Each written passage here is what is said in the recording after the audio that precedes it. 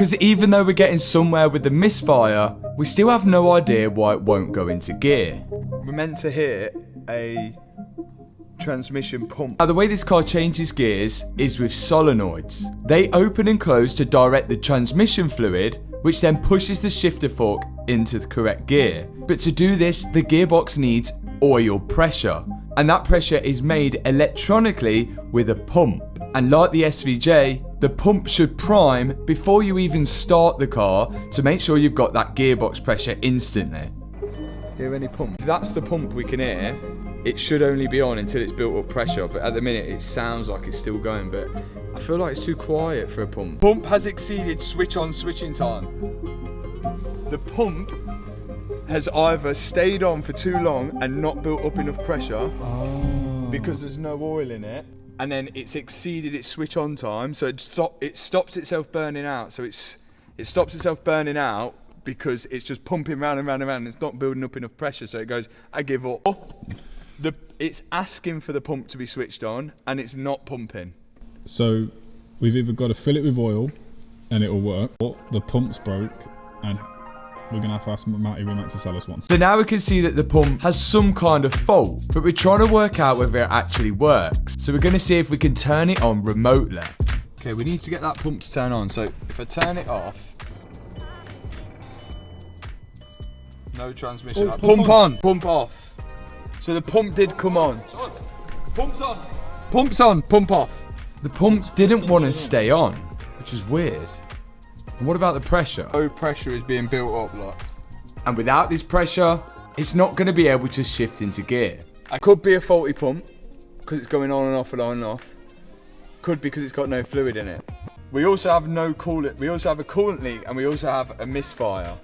There's lots of faults that we need to solve here. And to do any of it, we need to get this back bit off, because the coolant tank is here, if it's like the Chiron, and I think the transmission stuff is over there. If we could find out how this has happened, it would give us a way better insight onto what we need to look for. Do you know, if someone's already diagnosed this problem, we're not going to be chasing around the car for a problem that somebody's already diagnosed. We should make some phone calls and do a bit of Googling before we go anywhere else.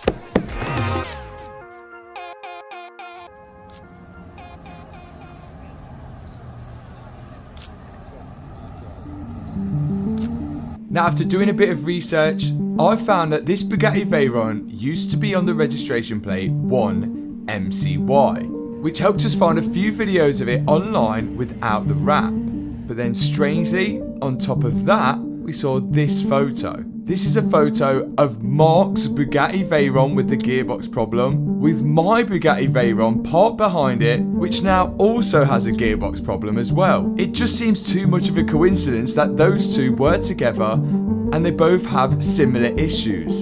So we had to get on the phone. Hello, Matthew. Hi Mark, how's your Bugatti? Well, snap, because look at this. There's two people in the Midlands now with Bugattis. That is, oh mate, congratulations, that is beautiful. It is unreal. After a while of speaking to Mark and showing him round the Bugatti, I then explained what we've found out. Both of them have broken gearboxes, both of them have misfires, and we now have a theory that both of them were together at some point. Yeah, like, honestly, the story is scary because that's nearly identical to what mine was. Really?